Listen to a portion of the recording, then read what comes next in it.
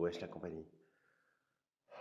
Bon, alors, j'ai une journée chargée, mais très agréable. J'ai un peu grugé le confinement, en fait.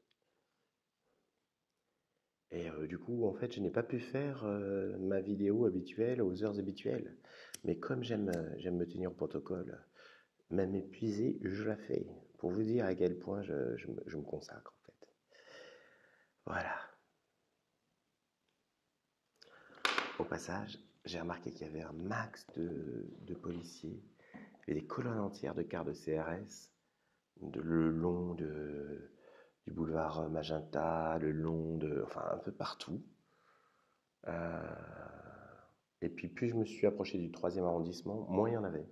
Mais alors dans les quartiers du Nord, il y en a de partout quoi. Il y a des flics, mais deux partout. Et voilà. Bon, j'ai slalomé.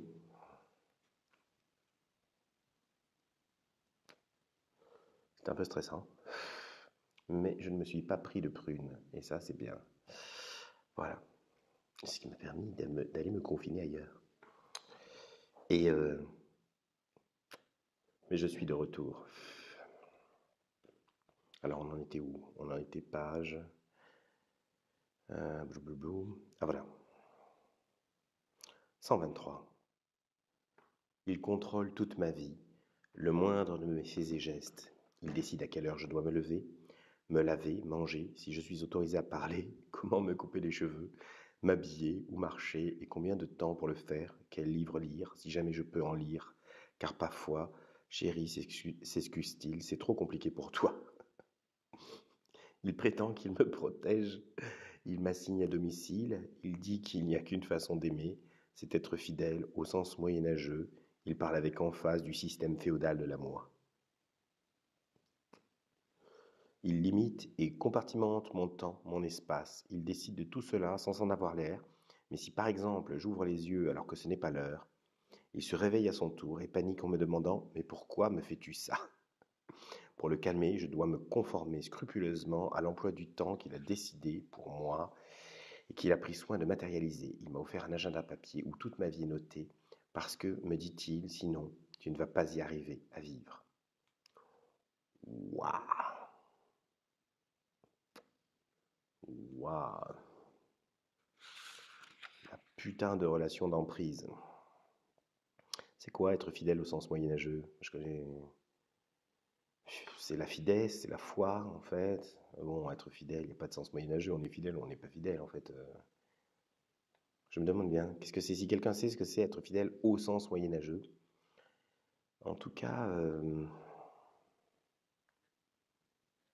je sais pas, ça c'est des couples qui peuvent durer 20 ans.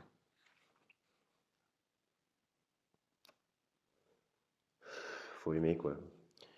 Quand il est mort, je me suis occupé de sa famille. Je l'aimais tellement, plus que les femmes que j'avais aimées, plus que mes parents.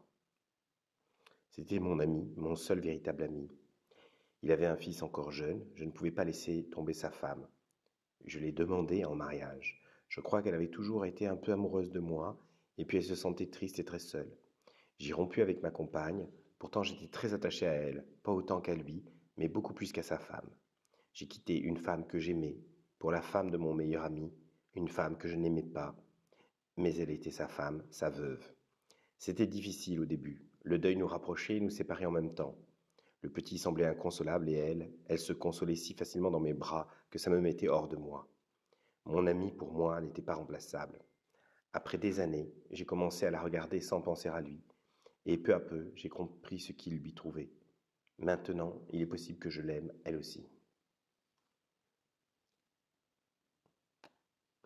Les gens vivent de ces trucs. Incroyable. C'est à vous, assez à. Je sais pas, quand on lit ce livre, on se trouve, on trouve sa vie banale, je trouve, même si elle est un peu, si elle a été bien compliquée. Euh,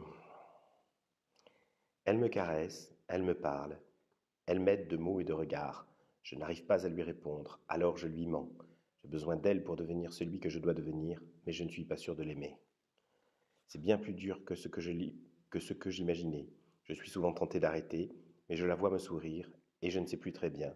Je voudrais qu'elle m'apprenne à ne plus mentir, Mais quand je ne mentirai plus, je ne pourrai plus lui dire que je l'aime. Oh, oh, oh, oh, oh, putain. Et ces gens-là, ils me donnent envie de gerber, en fait. C'est des méduses, en fait. Des méduses. Ils encombrent. Ils encombrent. Ils encombrent.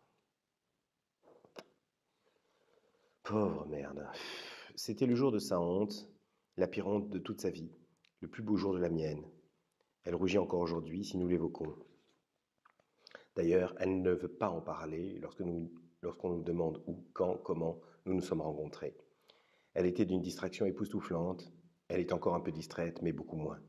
Nous faisions la fête en boîte. À l'époque, nous disions ça, sortir en boîte, c'est-à-dire tout le contraire de sortir, s'enfermer dans une salle sombre et puante, pleine de sueur et de fumée.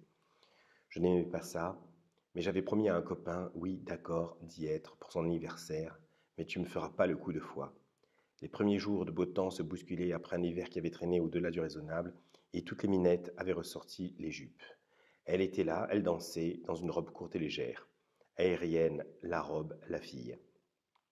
Elle semblait aimer ça, danser, s'éclater, faire craquer les coutures, les coutumes, les habitudes, en tortillant du cul et du reste. Elle tortillait du cul, elle avait un corps pour ça, souple, fin, de belles jambes. J'allais m'arrêter là dans le regard, découragé de toujours retomber dans les mêmes clichés, moi comme les autres, moi aussi con qu'un autre. Les belles filles dansent, les garçons les regardent, pendant que les discrètes, les moches, assises à côté d'eux, un verre prétexte à la main, n'essaient même plus d'attirer leur attention. J'allais m'arrêter là pour ne pas entrer dans la sempiternelle danse des yeux unidirectionnels, à croire que nous portions tous des œillères quand quelque chose d'autre a retenu mon attention. Cette fille si belle qui focalisait tous les regards, au lieu de la reluquer pour sa beauté, on se moquait d'elle. Elle avait une jambe poilue, très poilue, une seule. J'ai soudain entendu les vannes, les rires, les grossièretés de mes copains. Elle avait dû passer tout l'hiver en pantalon, sans se déshabiller pour personne. C'était pas possible sinon, tant de poils, sans doute un long chagrin d'amour polaire. Et puis le printemps revenu, elle s'était dit fini la tristesse, je m'aère, je sors, je drague.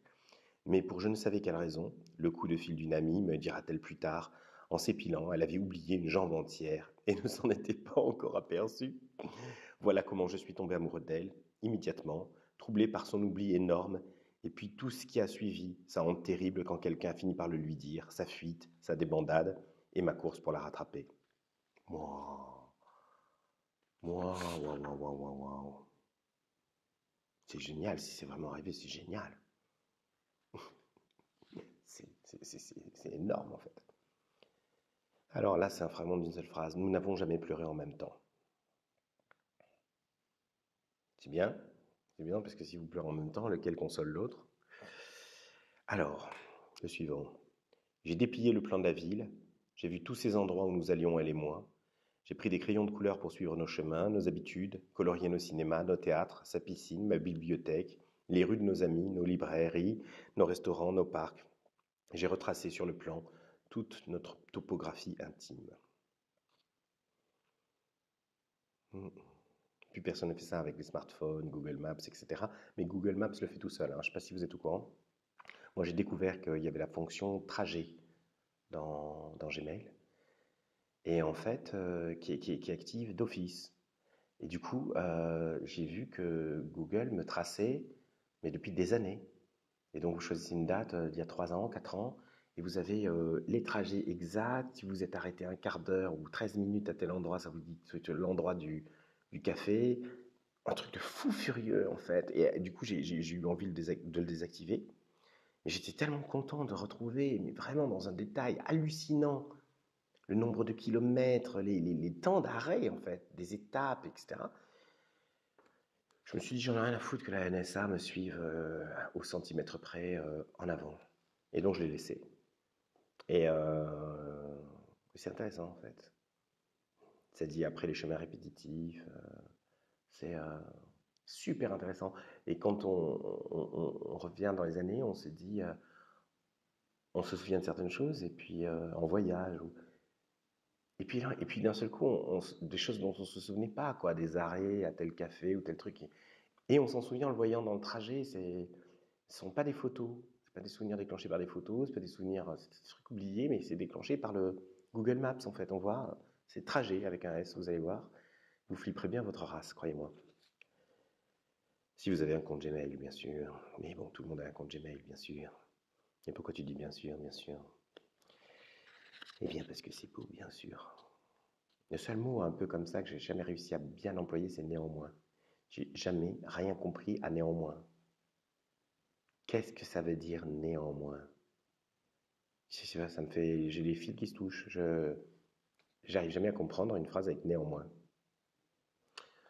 J'ai réussi à vivre jusque-là avec ce handicap et je pense que je vais pouvoir terminer le chemin dans le même état.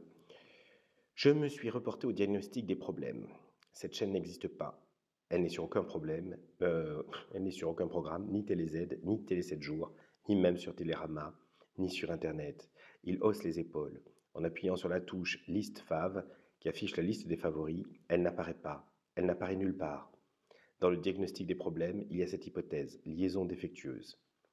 Je le regarde. Il adore le seul programme de cette chaîne. Dès qu'il allume la télé, elle diffuse ce programme niais qui le fait s'ouvrir. Mais si c'est moi qui réveille l'adaptateur, cette chaîne ne se met jamais en route, je ne la retrouve pas. Il y a des personnes, c'est connu, qui détraquent l'électronique. J'examine son poignet, si fin, sa main, cette longue main à droite qui se replie parfois pour se glisser dans mon ventre, ses doigts. Waouh! C'est moi qui déconne ou elle vient d'évoquer un fist? Enfin bon. Ses doigts qu'il sait parfaitement conduire sur mes épaules, mon dos, mes hanches, ses doigts tenant la télécommande, je me demande s'il est de ceux-là qui perturbent les ondes, ou peut-être est-ce moi. Il se retourne, il met l'adaptateur en veille et il me dit « Toi, viens dans mes bras, pourquoi tu te mets en concurrence avec la télé? Arrête d'être jalouse d'un écran. » C'est ridicule. Pourtant, certains jours, je n'existe plus. Cet écran capte son regard si souvent depuis qu'il a trouvé cette chaîne qu'aucun programme ne répertorie. Ces images parlent un langage que je ne comprends même pas et que lui semble pratiquer, spectateur omnubilé, parlant cette langue pauvre, faite de hochements de tête et de sourires gras. L'écran l'éloigne de moi, l'écran, c'est ce qui arrête les rayonnements pour protéger les yeux, c'est aussi ce qui les capte pour les renvoyer, pour projeter. Protéger et projeter des intensités lumineuses. Je m'assombris, je bouge, je m'efface. J'aime pas la fin, là. Il y a quelques... Je sais pas. Je vois pas trop l'intérêt de ce fragment-là. Et la fin est trop longue. Elle réfléchit, quoi. C'est une fin qui réfléchit. Elle n'est pas sentie. À mon sens, quelqu'un d'autre va avoir un orgasme. Pour moi, non, ça n'a pas fait, quoi. Bon, il faut dire que je suis fatigué quand même. Ah, je suis fatigué.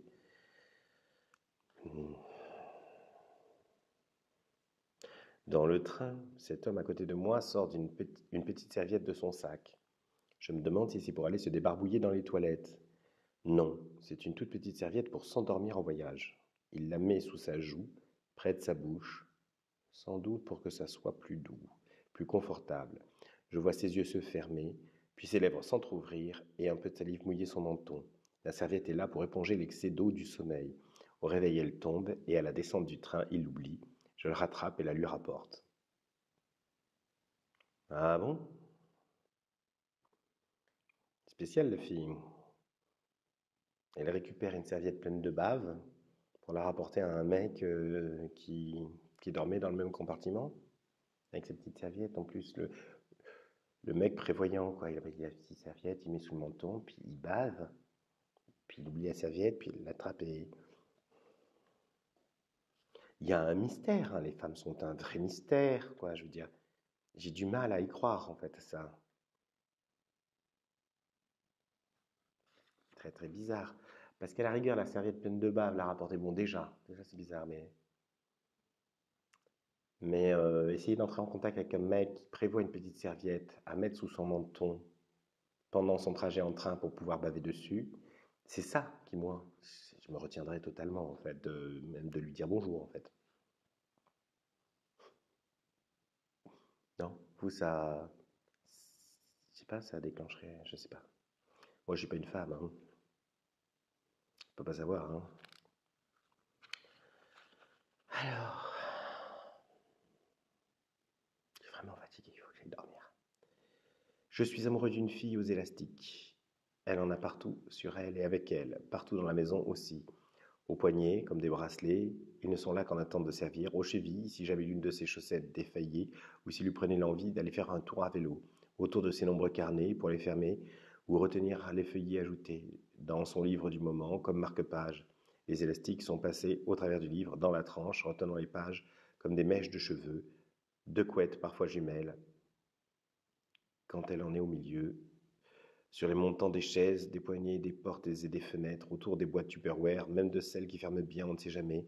Autour de plein de paquets, de tout et de n'importe quoi. On dirait que les paquets ne servent qu'à justifier les élastiques, souvent dans sa bouche, lorsqu'elle est prête à attacher quelque chose, presque tout le temps en fait, et bien sûr dans ses cheveux. Il y avait un autre fragment sur cette fille qui avait des plumes de partout chez elle.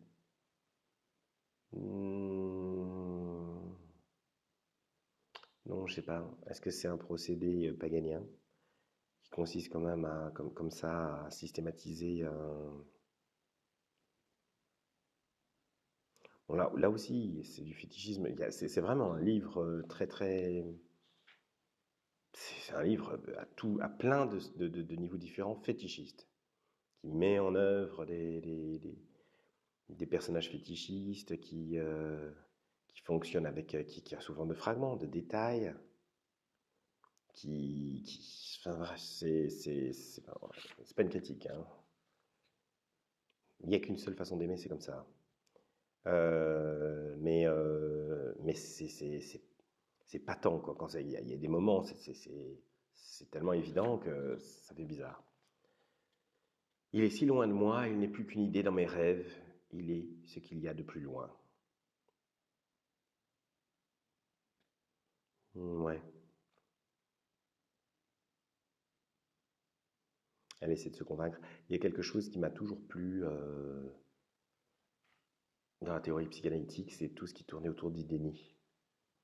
Vous savez, et qui a été corroboré en fait par les études neurologiques sur le quand quelqu'un vous dit je n'aime pas le fromage, le cerveau lui entend j'aime le fromage. Alors que vous avez dit je n'aime pas le fromage. Et dans un second temps seulement, il intègre la négation. Donc tout ce qu'on déclare, même négativement, est compris comme une affirmative par le cerveau. Enfin, c'est prouvé scientifiquement en fait. Et si on connecte ça à tout ce qui est de l'ordre de la psychothérapie, des questions de déni, ça match, quoi. C'est vraiment. Voilà. Donc là, elle est là, un peu en train de se convaincre. Il est si loin de moi. Il est ce qu'il y a de plus loin. Ah bon? Mais pourquoi t'en parles alors? Eh oui. Elle fait ce qu'elle peut, ce débat. Il faut respecter ça. Nous chahutons dans la baignoire. Elle me reproche en riant de mettre de l'eau partout, mais ce n'est pas le moment de parler. Elle avale le petit morceau de savon que j'ai fait glisser à toute vitesse dans son cou. Après un silence inquiet, elle se remet à rire en faisant des bulles par la bouche et le nez. Je l'embrasse pour les éclater et partager son rire.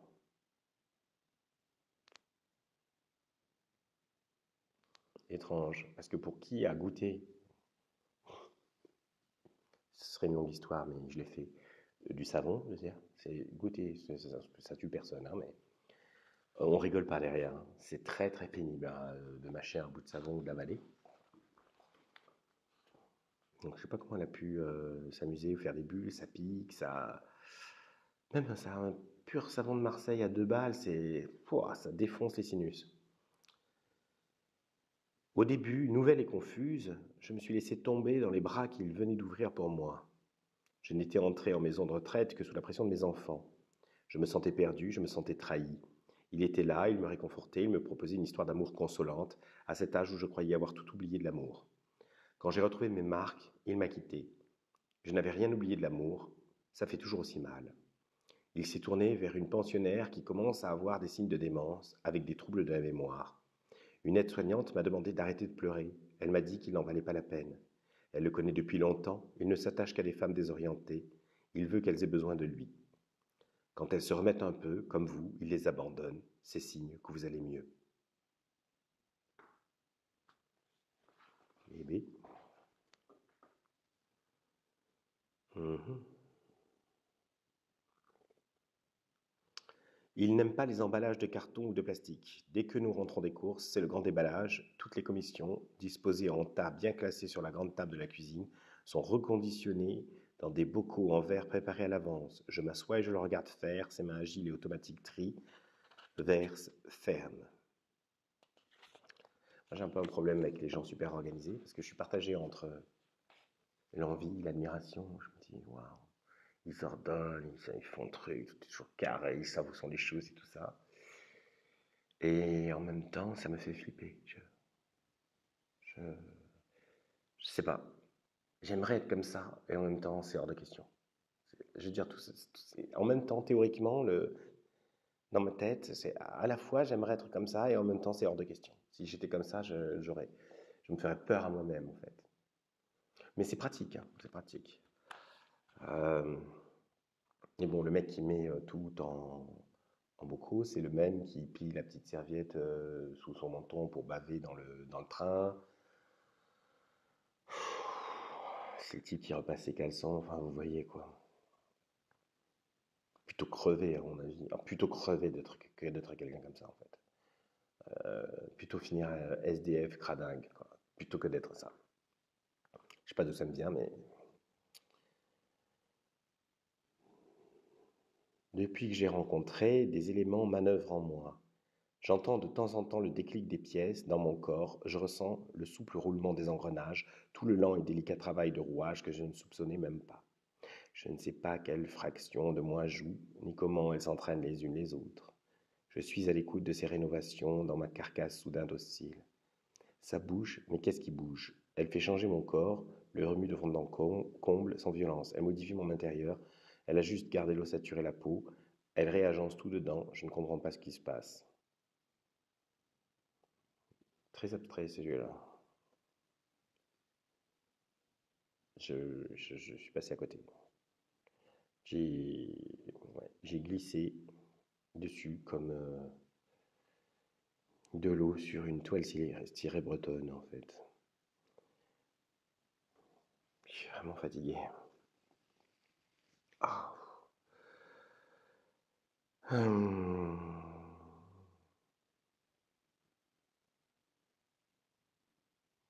Et un peu tristou en fait. Moi je sais pas vous, mais avec ces histoires de confinement, je trouve que quand on sort et quand on revient, merde, enfin, il y a un contre-coup en fait, je trouve. Bon, pas quand on sort un quart d'heure, hein. Mais là, je suis sorti presque toute la journée. Enfin, c'était d'ailleurs dingue, hein. C'est complètement dingue en fait. Euh, j'ai marché pas mal. D'abord pour éviter les flics, donc il fallait que je fasse des zigzags. Et puis, ça m'a tué quoi. J'ai dû marcher un truc de fou, quoi. Ça m'a fatigué. Putain, ce briquet, il marche vraiment pas. Et ouais, et je trouve, et là maintenant, je suis rentré, j'ai encore beaucoup marché. Donc voilà, c'était une journée sport, sport. Mais, et du coup, je suis un peu triste en fait. Parce que j'aurais préféré. Voilà.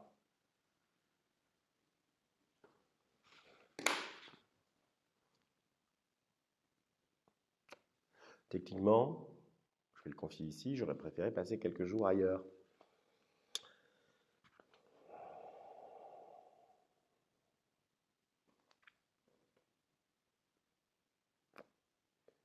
Mais bon.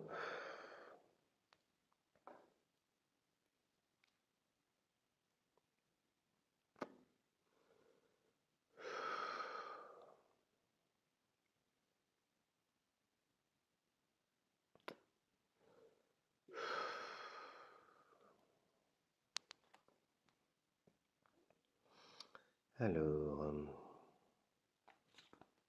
je n'ai pas essayé de la retenir. Je ne disais rien. Elle s'étonnait de mon calme en faisant ses valises.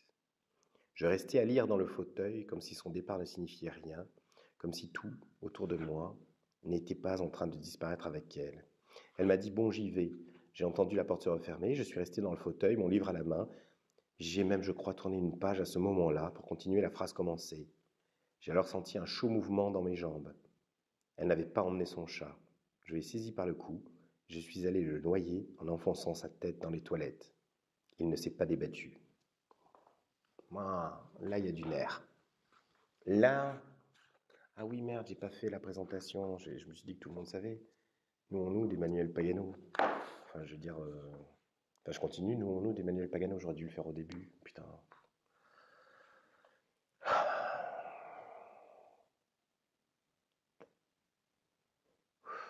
Vous êtes au courant que le confinement, ça va durer pendant des mois et des mois. On aura les masques fin juin. Vous avez vu les infos? C'est cool, hein, c'est bien. Il y a un truc qui m'intéresse beaucoup, que j'ai lu là. L'Espagne est sur le point de mettre en place l'allocation universelle. Parce que sinon, on ne va pas face à la crise économique féroce qui va avoir lieu. Ça serait incroyable en fait. Si ce virus force à une telle refondation économique, vous imaginez un peu le délire? C'est incroyable. Mais bon, quand dans 3 mois, les gens n'auront pas payé leur loyer, je veux dire en masse, qu'ils n'auront plus d'argent pour s'acheter à manger, il va falloir faire quelque chose, hein, sinon ils vont prendre... Enfin, ça va être la Révolution française, hein, quand les gens ne mangent pas, ils prennent des couteaux et tout, et puis ils sortent, et puis ils se défoncent tous la gueule. Hein. Donc, on n'est plus dans la théorie. On n'est plus, oui, mais Adam Smith a dit, page 23, c'est plus ça. Hein. Donc, il faut faire attention à la bête. Hein. Et donc, ils vont le faire, là, il paraît. Ils sont sur le point de le faire. Oh, je trouve ça dingue. On va voir ce que ça donne. Hein. Rien à voir avec nous d'Emmanuel Pagano. Mais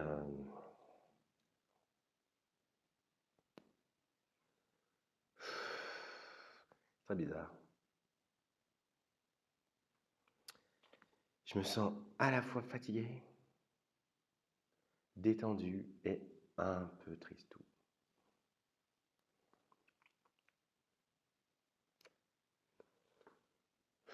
C'est pas grave.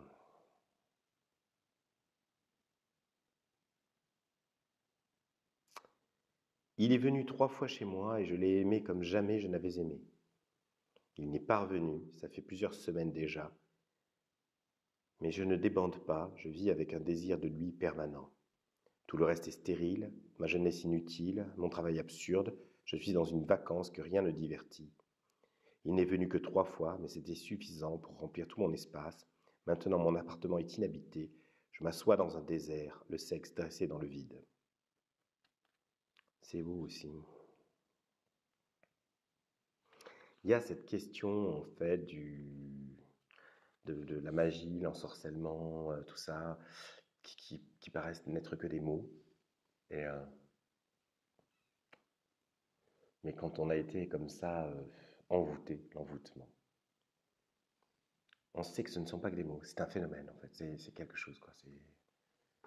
Ça a un lien avec l'hypnose, ça a un lien avec l'alchimie, pas seulement les phéromones et la peau, une alchimie mystique, ça a un lien, c'est... Et quand ça arrive, c'est sublime, et quand ça s'arrête, c'est atroce. Mais et je ne sais pas, en fait, si je plains ou si j'envie des gens à qui ça n'est pas arrivé.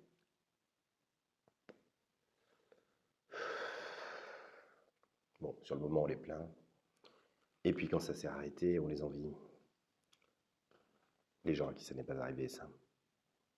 Parce qu'ils ne savent pas. Mais des fois, c'est mieux de ne pas savoir, en fait. Mais bon, quand c'est trop tard, c'est trop tard.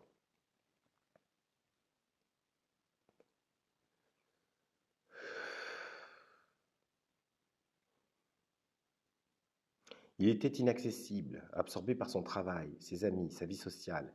Il ne me regardait jamais. Nous nous croisions souvent, pourtant. Je ne lui plaisais pas, rien n'accrochait. Il arrivait même qu'il me dise bonjour comme à n'importe qui, distraitement, un inconnu qui vous fait face dans la rue, que vous ne pouvez pas éviter, mais que vous oubliez tout de même, tout de suite. Un jour, un ami commun lui a parlé de moi, à ma demande. Non, vraiment, il ne voyait pas qui j'étais. Je n'ai pas renoncé pour autant. J'ai profité d'être invisible à ses yeux pour enquêter et tout connaître de lui, de son passé, de son présent, de sa famille, son appartement, son travail, ses connaissances plus ou moins proches, ses préférences, tout. de ses petites manies ou soi-disant secrets de son enfance, tellement que personne, c'est certain, personne n'a jamais pu en savoir autant sur lui, comme si j'étais toutes ses anciennes compagnes et sa mère réunies. Quand une femme fait ça, c'est mignon, quand un homme fait ça, c'est prison. J'ai attendu qu'il parte plusieurs jours à Noël et je me suis installé chez lui. Je savais où il cachait la clé. J'ai tout déballé et rangé, je n'ai laissé aucun carton traîner, j'ai scrupuleusement agencé un semblant de désordre dans mes affaires, j'en ai mêlé certaines aux siennes, j'ai divisé le dressing en deux, j'ai mélangé nos livres, j'ai rempli le frigo, j'ai savamment éparpillé mes produits de toilette dans la salle de bain, apportant aussi du linge sale. J'étais en train de cuisiner quand il est entré. Devant son effarement, je lui ai demandé s'il n'allait pas bien, s'il voulait que j'appelle un médecin. Comme il me demandait qui j'étais, j'ai feint la surprise, l'indignation, le rire. Je lui ai rappelé, en plaisantant notre vie commune, 10 ans déjà, en mêlant quelques-uns de mes souvenirs aux miens, de ses souvenirs aux miens. Je lui ai détaillé nos habitudes, et puis je suis passé du rire aux larmes. J'ai beaucoup pleuré, je l'ai supplié d'arrêter ça, cette comédie, ça ne me faisait plus rire maintenant. Je lui ai demandé d'appeler nos amis communs, avec, avec qui j'avais plusieurs fois répété tout le scénario. Ils ont joué à merveille. Ils sont encore aujourd'hui dans la confidence. C'était il y a 2 ans. Par chance, et pour de vieilles raisons intimes que j'avais dénichées presque par hasard, il avait toujours refusé de parler de ses compagnes successives à ses parents. Il n'a rien pu vérifier de ce côté-là. Je savais qu'il n'avait aucun contact avec ses voisins. Il a consulté plusieurs spécialistes de la mémoire qui n'ont jamais su de quelle pathologie son amnésie partielle relevait. Je sais qu'un jour quelque chose me trahira, mais en attendant, je suis là, il me voit, il me regarde, il me touche, il s'habitue. Oh là, on s'est dit, c'est pas possible. Mais bon, ça donne envie, quoi, ces trucs. Bon, si ça a vraiment eu lieu, putain, c'est Glenn Close à côté, c'était rien en termes de folie. Hein. Vous connaissez Glenn Close avec le lapin dans la... C'était quoi ça, ce film? Comment il s'appelait déjà? Merde. Comment il s'appelle le film avec Glenn Close là, quand elle tue le lapin et qu'elle harcèle, elle harcèle Michael Douglas? Enfin bref.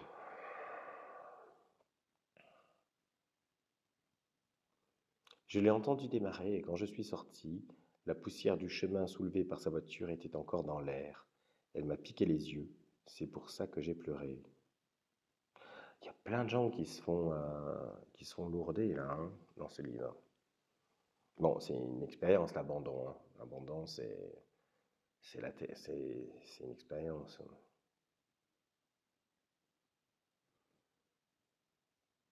Moi, mon père c'est pas mon père qui m'a dit. C'est moi qui ai répondu à mon père. Et, euh,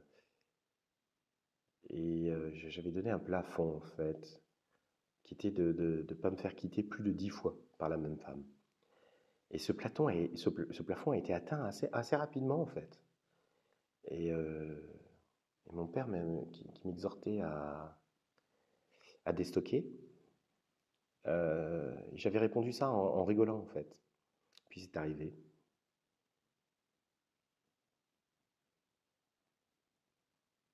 Et ça, c'est un polytraumatisme, en fait. Moi, j'envie les gens qui se font quitter une seule fois. Bon, c'est... J'étais... C'est moi qui ai permis ça, hein, d'être quitté 10 fois.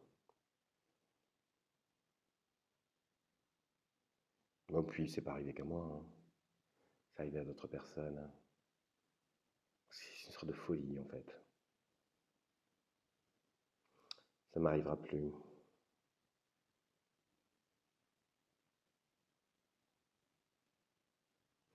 Je ne supporte plus l'arrachement à la nuit qu'il m'impose lorsque je me suis laissé aller au profond sommeil et qu'il se couche après moi, lourd et bruyant, sans s'occuper de savoir si je dors déjà. Il y a aussi une collection de gros cons. Les femmes sont plutôt folles alliées dans ce livre, mais il y a une collection de putain de gros blaireaux. Et moi, je sais pas, parce que les hommes que je connais, ils ne sont pas comme ça, en fait. Ou alors je sais pas, parce que c'est vrai, on ne connaît pas l'intimité de ses amis, etc. Mais quand je parle avec eux et tout, ils sont où ces gros cons, en fait? Je, je les connais pas. C'est comme, il y a pas mal de textes ou de témoignages de féministes, etc., qui décrivent des attitudes que je ne connais pas, que je n'ai jamais observées, j'en ai jamais entendu parler, les hommes que je connais font pas ça, bon, moi j'ai jamais fait ça, donc c'est pour moi, bon alors j'adhère, hein, ça doit être vrai, mais je l'ai jamais vu en fait, je l'ai jamais ni expérimenté, ni j'en ai été spectateur, ni je l'entends que dans le discours de certaines femmes, et d'ailleurs pas de doute. Et, et j'entends pas dans le discours, alors est-ce que je connais des salauds? Et puis évidemment ils le disent pas, ils en font pas la publicité. Je sais pas. Qu'est-ce qui est vrai, qu'est-ce qui est pas vrai, quelle est la proportion? J'en sais rien. Mais du coup c'est un peu irréel. C'est un peu, il y a des choses comme ça qui sont dites et répétées, considérées comme des évidences dans la société actuelle que je n'ai jamais vérifiées en fait. J'ai jamais. Tout le monde fait comme si c'était admis en fait, c'est que c'était réel. Et moi, j'ai jamais observé. Alors, je trouve qu'il y a beaucoup de choses qu'on dit sur les hommes que j'ai jamais observées. Donc, jamais entendu parler par les hommes que je connais, plein de femmes que je connais. Il y a juste certaines femmes qui en parlent, comme si c'était généralisé. Mais c'est bizarre que ce truc-là. Et je sais pas quoi penser en fait. Du coup, quelle est la part de, je sais pas. J'avais les doigts crevassés à cause du grand froid, des pansements presque à chaque phalange. J'ai voulu lui écrire malgré tout pour qu'il revienne. À cause de ma peau si sèche et cisaillée, j'écrivais d'une drôle de façon, sans l'index, qui était le plus abîmé. Mon écriture handicapée devenait curieusement plus précise. J'étais obligé de m'appliquer. Ma langue elle-même en était transformée, clarifiée. J'allais pouvoir lui dire, lui expliquer, j'allais être si clair qu'il reviendrait. J'ai fait des tas de brouillons, pendant des jours et des jours, et quand je me suis mise à les recopier, satisfaite, mon index était réparé. J'avais perdu ma précision, ma clarté, mes certitudes.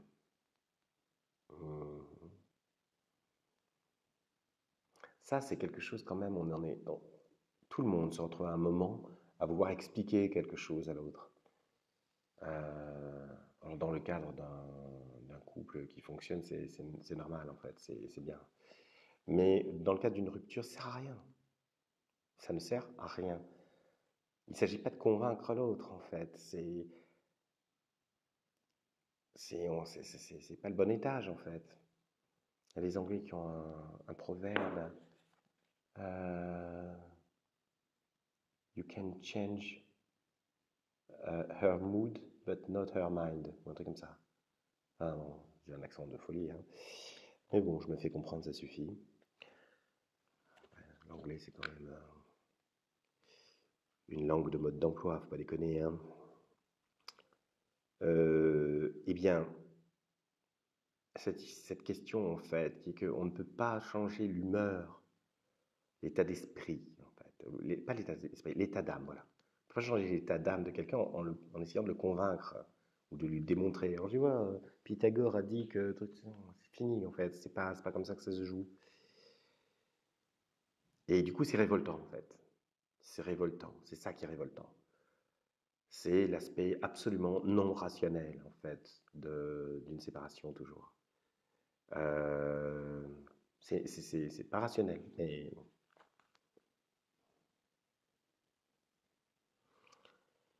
j'aime son sexe, et le plus émouvant dans le sexe de l'homme que j'aime, c'est quand il est au repos, dans les activités quotidiennes et dérisoires, sous la douche, dans le sommeil. La flaccidité pénienne. Euh, alors bon, moi je sais pas, je comprends pas j'ai du mal à comprendre l'attirance des femmes pour le corps des hommes. Il y a des mecs qui sont super beaux, mais ils sont quand même minoritaires. Sur, sur 100 mecs à poil, il y en a 30 de baisables. Sur 100 femmes à poil, il y en a 70 de baisables. Donc, je parle pas d'amour là. Je parle juste de beauté corporelle. Donc, je tiens à dire ça. Jamais compris cette histoire le désir féminin pour le corps de l'homme. Et alors, enfin, je sais pas, on comprend l'expression le beau sexe pour le sexe de la femme. Bon, évidemment, pas dans un panorama gynécologique, mais quand elle est debout. Mais on le comprend bien parce que quand il y a une femme debout et un homme debout, le mec, on a l'impression qu'il a une sorte de poulet mort quoi, entre les jambes. Quoi. C'est vraiment affreux une bite au repos. Quoi. Ça a un peu de gueule en érection, mais sinon c'est putain d'affreux.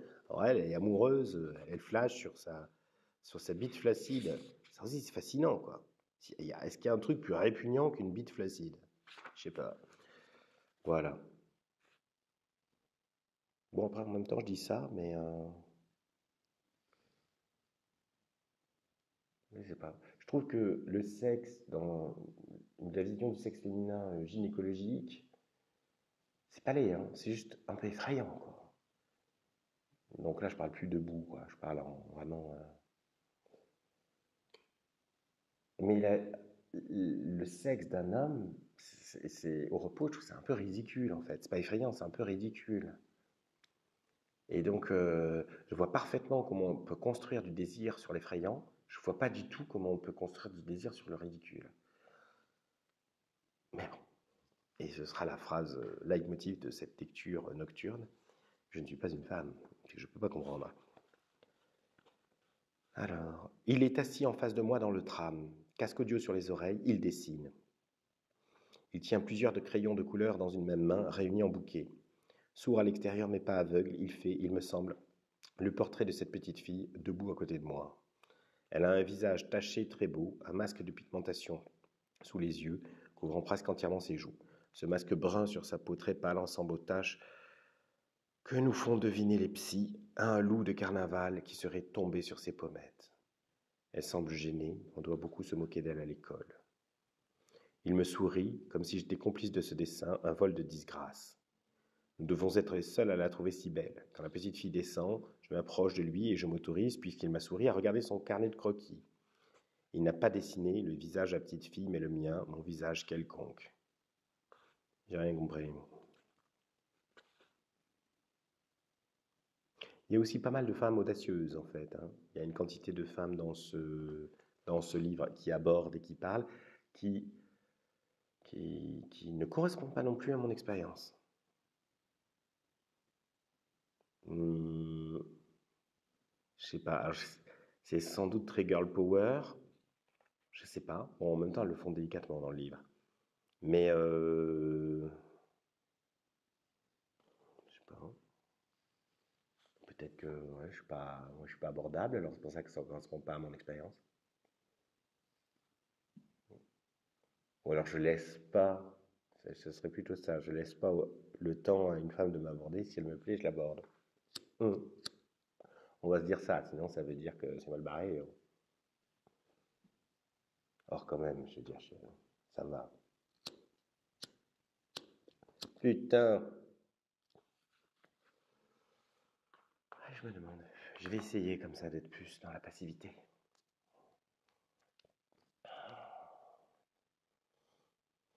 Il avait une manière apaisante de vivre les silences. Je n'avais jamais peur de me taire avec lui. Hum. Il y a des gens comme ça, c'est très bizarre. Moi, je déteste le silence. Mais, enfin, ça dépend. Quand je connais pas bien la personne. Quand je la connais bien, c'est agréable. Mais il y a des gens, il y a très rarement, de temps en temps, je croise quelqu'un avec qui je me sens super bien à me taire. C'est un truc rarissime, en fait.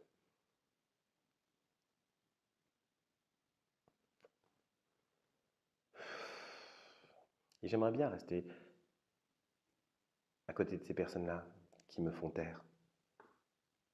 C'est comme si, vous savez, les petits trucs qu'on met sur les cocottes, les couscoussières qui fait partir la pression. Du coup, ça n'explose pas. Il me manque ce petit truc là qui tourne là. Je sais pas comment ça s'appelle.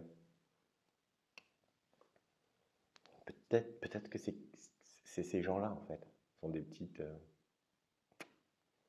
Ces gens-là, pour moi, ils sont comme ces petits trucs tournoyants de couscoussière. En tout cas, ils me soulagent de moi-même de la même manière, en fait. Mais comme ils sont très calmes, comme je me tais, comme ils disent rien, on se rencontre pas. Et donc après, on se perd sans s'être jamais attaché, quoi. On se croise seulement. Et je reste avec cette pression de vapeur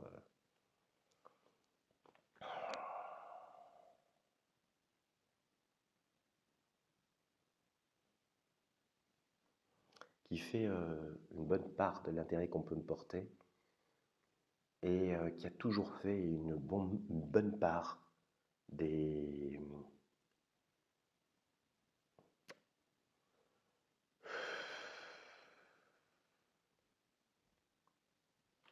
du rejet, en fait, qu'on peut ressentir à mon égard. Je me suis rendu compte d'un truc, je ne sais pas si vous, ça... Je me suis rendu compte qu'on me désaimait exactement pour les mêmes raisons qui avaient fait qu'on m'aimait, en fait. Mal barré. Un truc qui tourne autour du trop.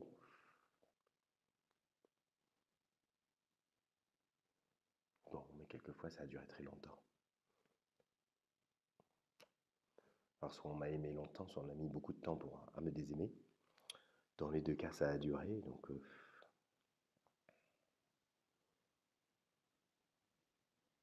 Mais bon, par exemple, c'est pour cette raison explicite que je ne peux pas me confiner ailleurs plusieurs jours. Mais je comprends. Il y a tellement de gens qui m'ont dit que j'étais saoulant. Des amis proches. Hein.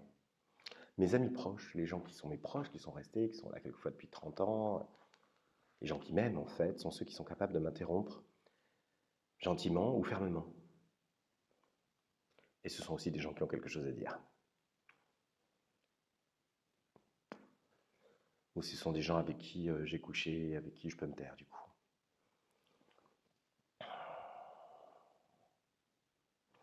C'est très bizarre, hein. La nuit ça fonctionne comme l'herbe, ça fait parler.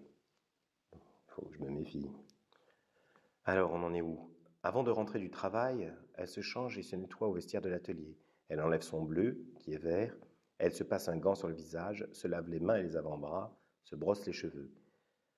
Elle ramène quand même des odeurs de bois à la maison. Et parfois, oublié derrière une oreille, un copeau d'aulne, de chêne, de hêtre, de bouleau. Mais c'est dans sa bouche surtout que je goûte aux essences, parce qu'elle a pris cette drôle d'habitude, dans le doute des parfums, des couleurs et des stries, de mâchouiller le bois pour le reconnaître. Mhm. Il y a plein de femmes qui travaillent dans la forêt, là, dans son livre. Bon, elle vit près de Emmanuel Pagano, elle vit, je crois, dans la campagne, près de forêt, etc. Donc elle a dû rencontrer plein de femmes. Il y a un nombre de femmes là qui sont élagueurs, menuisiers, enfin il y a un truc avec le bois là. Bon, je suis capoute.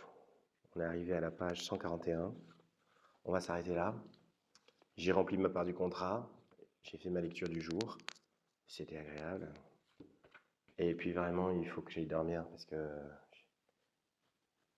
je suis complètement au radar là. Et eh bien, chers amis, puis demain, on va essayer de retrouver les lectures diurnes. Hein. Quoique je trouve que ça fait un peu clandestin, ça fait un peu... non? Je me demande si c'est pas mieux le soir en fait. Ça doit être saoulant, je me rends compte que je suis un peu... faudrait que je fasse une lecture un peu vive, un peu truculente. Mais ça s'y prête pas, ça serait une erreur de ton par rapport au texte, je trouve. Même si je le lis pas très bien parce que je suis pas un super lecteur. Faut être un comédien pour être un bon lecteur. Enfin, je sais pas s'il faut être quelque chose que je suis pas, mais donc c'est plutôt informatif comme lecture. Hein. Je trébuche et tout. Mais bon, j'ai jamais promis la lune hein, en termes d'exécution de la lecture. Hein. Donc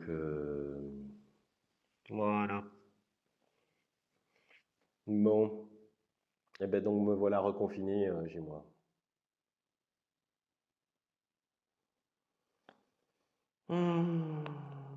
Ça va, c'est cool.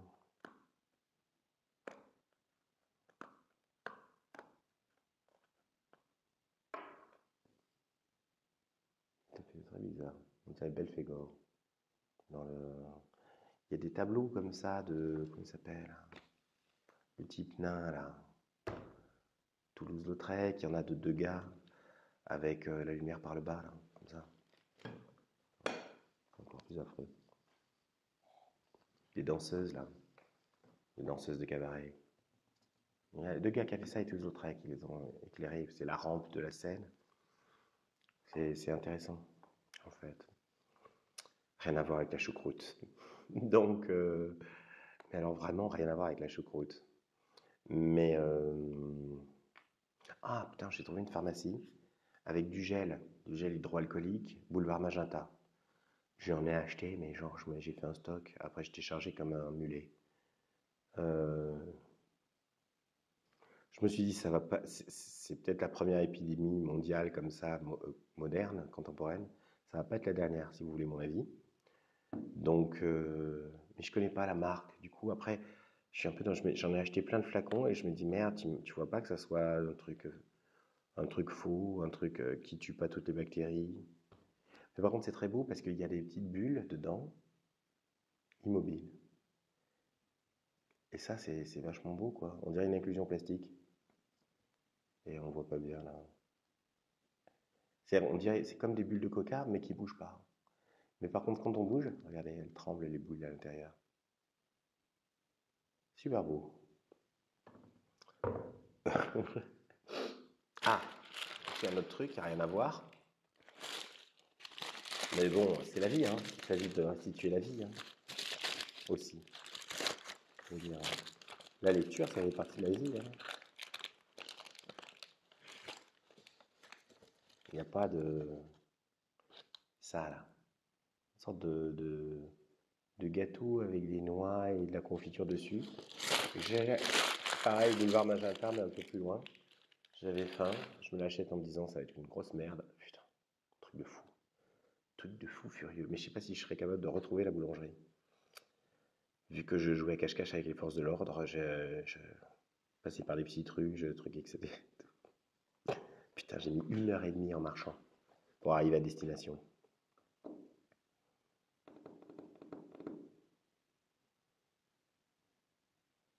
J'aime bien les comme ça. J'aime bien les choses qui se méritent. J'aime bien les.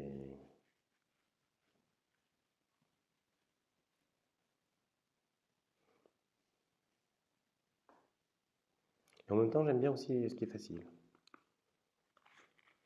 Le mec, il sait pas où il a mal, quoi. Ben, ça n'a plus rien à voir avec le super livre d'Emmanuel Pagano. Mais bon, c'est pas très grave. Nous, Emmanuel Pagano. Et puis, ben, on va aller tous faire dodo. D'accord? Allez. Allez, je vous fais les gros bisous. Pourquoi je prends cet accent? C'est mon père, en fait, qui, quand il rigolait, il prenait cet accent.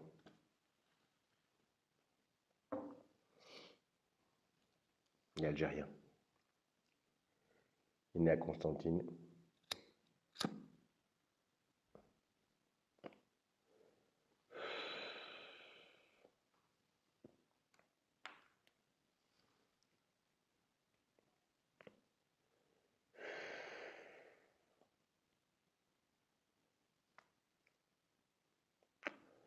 Je l'ai entendu 2 fois dans ma vie parler arabe.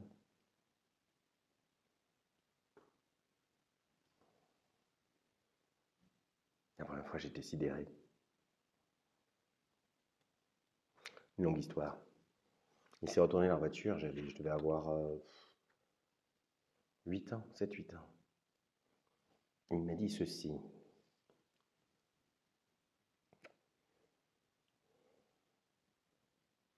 Tu es français, alors parle français mieux que les Français. Ce que j'ai fait. J'ai rajouté une couche. Je me suis dit que c'était bien aussi d'écrire français mieux que les Français. Putain, le mec se la pète. Bon, c'est une bonne journée quand même. Mais elle est finie. C'est ça qui est un peu triste. Une bonne journée s'achève aussi. Ouais, c'est important cette histoire de fin, parce que du coup, sinon, les mauvaises ne finiraient pas non plus. Bon, ben à bientôt.